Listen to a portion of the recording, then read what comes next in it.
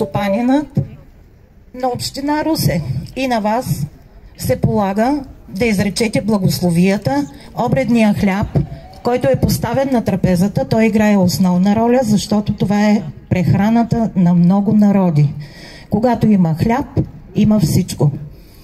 Изрича се благословия от стопанина на дома. Вие сте.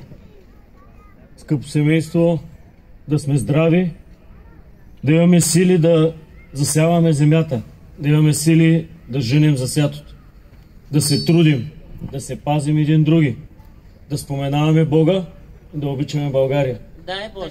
Дай Боже.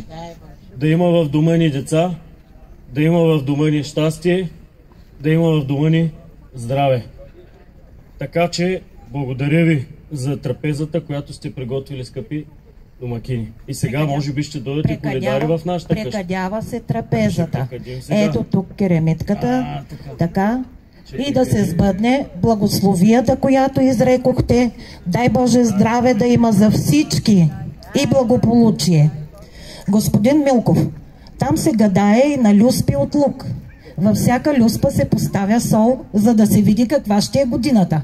Може ли да определите по месеци, по 3 месечи, как ще бъде? Каква ще е годината? Януари, февруари, март.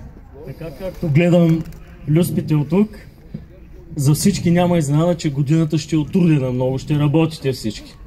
Точно.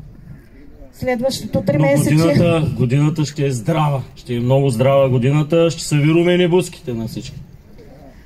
Дай Боже. Виждам в годината някои много любов ще имат. Нека да има. Ще видим сега момата дали ще си хареса Коледа. Може и китка да му даде.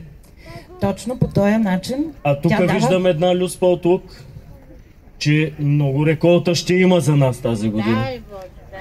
За всички да е богата земята, дай Боже. Точно. Така че това казаха люспите от тук. Да се сбъднат. Миналата година пак гадахте на люспите. Казахте, че и малко сняг ще има, ето поваля малко, ще има малко суша, но ще има богата реколта.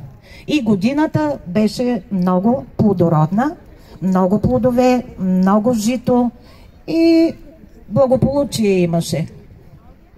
Сега очакваме да дойдат коледари.